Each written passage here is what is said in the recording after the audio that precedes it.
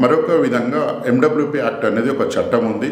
ఇది ప్రతి ఒక్క భారతీయ మహిళ అండ్ వారి యొక్క పిల్లలకి వర్తింపబడుతుంది.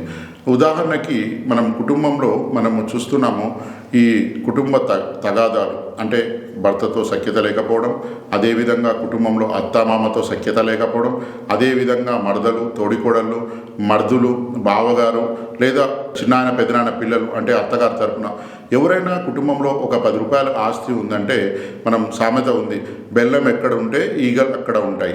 అంటే ఆ డబ్బు కోసం కానీ ఆస్తి కోసం కానీ గొడవలు ఎక్కువ జరుగుతున్నాయి. ఇది సమాజంలో మనం చూస్తూనే ఉన్నాం.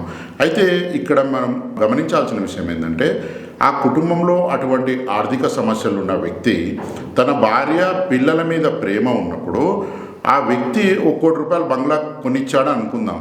₹1 బంగ్లా కొనిచ్చినప్పుడు ఆ ₹1 వీళ్ళని కొట్టి ఎల్లగొట్టి కబ్జా చేయరని ఏమైనా గ్యారంటీ ఉందా?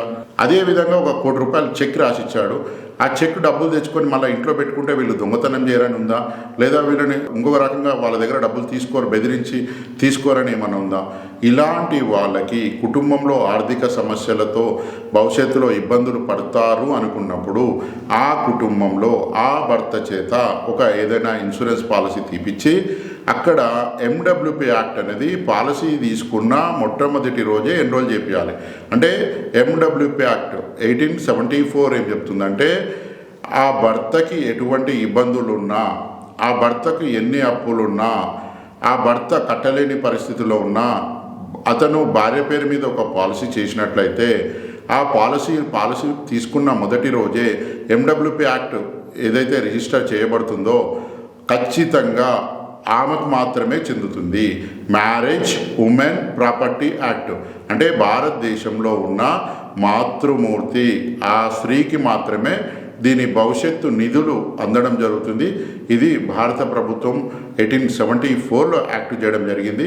కాబట్టి ఎవరైనా ఇటువంటి ఇబ్బందులు ఉన్న వాళ్ళు మ్యారేజ్ ఉమెన్ ప్రాపర్టీ యాక్ట్ అనేది 1874 ఈ పాలసీ తీసుకోవడం ద్వారా ఆ భర్తకి ఎటువంటి సమస్యలు ఉన్నా ఆర్థికంగా, అతనికి ఎన్ని అప్పులు ఉన్నా, ఈవెన్ సుప్రీంకోర్టు వారు కానీ రాష్ట్రపతి గారు కూడా ఈ విషయంలో ఎటువంటి జోక్యం చేసుకోరు.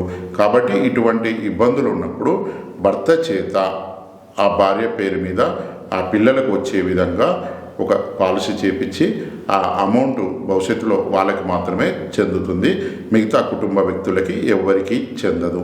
ఒకవేళ తను మిగతా వాళ్ళకి ఎవరికైనా ఇవ్వాలనుకుంటే ఇవ్వచ్చు, లేదంటే ఆ డబ్బులు వారికి మాత్రమే చెందుతాయి. ఇది marriage women property act 1874 act.